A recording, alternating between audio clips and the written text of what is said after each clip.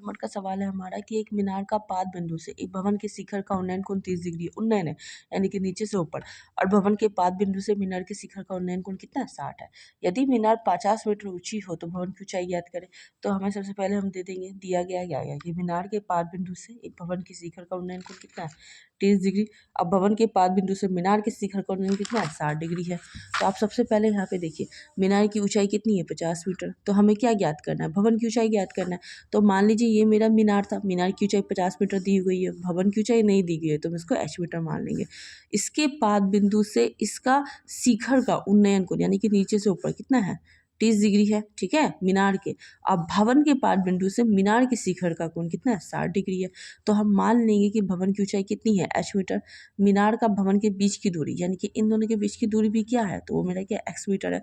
तो हम सबसे पहले देखिए त्रिभुज ABC, हम गौर करेंगे कि ये एक BC मेरा क्या हो गया, एक त्रिभुज हो गया, और कैसे त्रिभुज हो गए, समकोण त्रिभुज हो गए, लंब। तो अब एक चीज़ देखिए यहाँ पे हम 360, ये ABC इसका कोण क्या है थीटा, यहाँ वाला लेते हैं तो ये कितना हो गया 60 डिग्री। तो 360 डिग्री बराबर क्या होता है लंब बट्टे आधार, तो लंब क्या हो जाएगा AB बटे आधार BC हो जाएगा। उसी तरीके से 360 का मतलब क्या होता है √3 होता है, √3 इजिकल टू AB का मान कितना है 50 मीटर बट्टे x हो जाएगा। तो ये कोना कोनी गुना होगा ना, तो x गुना √3 करिएगा बराबर कितना हो जाएगा 50। तो x का मान ये √3 इधर आ जाएगा x के जगह पे, तो x बराबर 50 बट्टे √3, इसको हम समीकरण 1 मान दिए। देखिए यहाँ पे अदला बदली भी कर सकते हैं। अब त्रिभुज BCD में आइए, यानी कि BCD, इसमें मेरा थीटा का मान क्या है 30 डिग्री है, तो हम क्या हो जाएगा 30 डिग्री बराबर ये CD बट्टे BC। तो 110 का मान कितना होता है 1 बट्टे √3 इजकल टू h बट्टे x। तो अब देखिए ये x इंटू 1 क्या हो जाएगा x, और h इंटू √3 क्या हो गया h √3। ये समीकरण 2। देखिए यहाँ पे भी x का मान है, यहाँ पे भी x का मान है, तो समीकरण 1 और 2 से हम क्या करेंगे x का मान को बराबर कर देंगे। तो 50 बट्टे √3 बराबर h √3 हो जाएगा।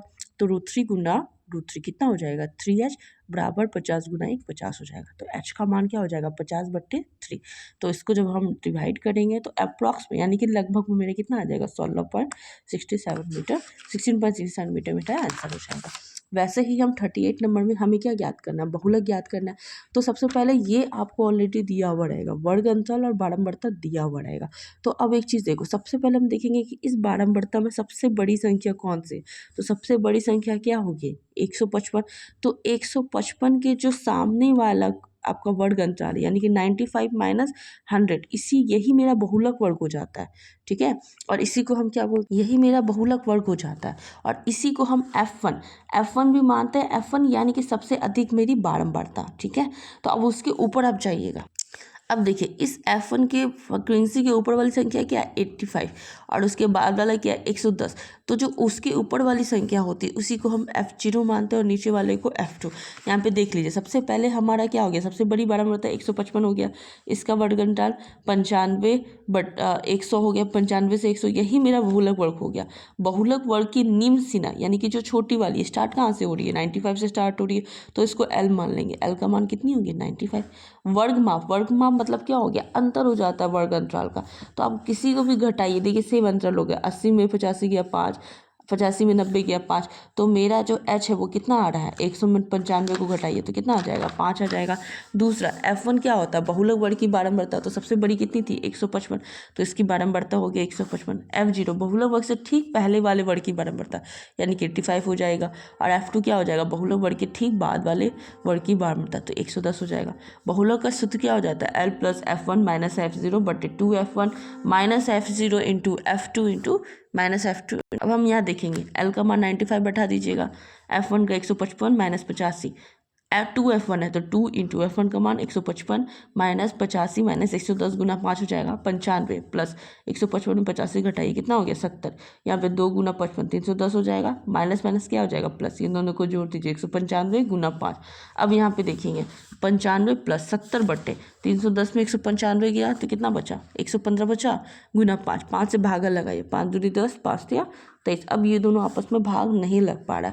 अगर हम इन दोनों को पहले जोड़ेंगे तो लघुत्तम करके बहुत लंबा प्रोसेस जाएगा, इससे बेटर है 95 आप पहले लिख दीजिए। अब इन दोनों का आप दशमलव में मान इसका निकाल लीजिए। यहाँ देखिए मैंने भाग दे दिया है, पहले 23 है, 23 को 3 से भाग लगा 69 आया, 1 आया, दशमलव दिए तो 1 जीरो आया। तो 23 से 10 तो छोटा हो गया ना, तो इसीलिए 1 जीरो और बढ़ा है तो 1 जीरो और आ गया, तब 100 आ गया। अब 100 से हम भाग लगाए 4 बार में 92, जितना बचा ये संख्या बार बार आ रही है तो 3.0434 हो जाएगा। दोनों को जोड़िएगा तो 98.04 अप्रॉक्स में लगभग में मान इसका आ जाएगा।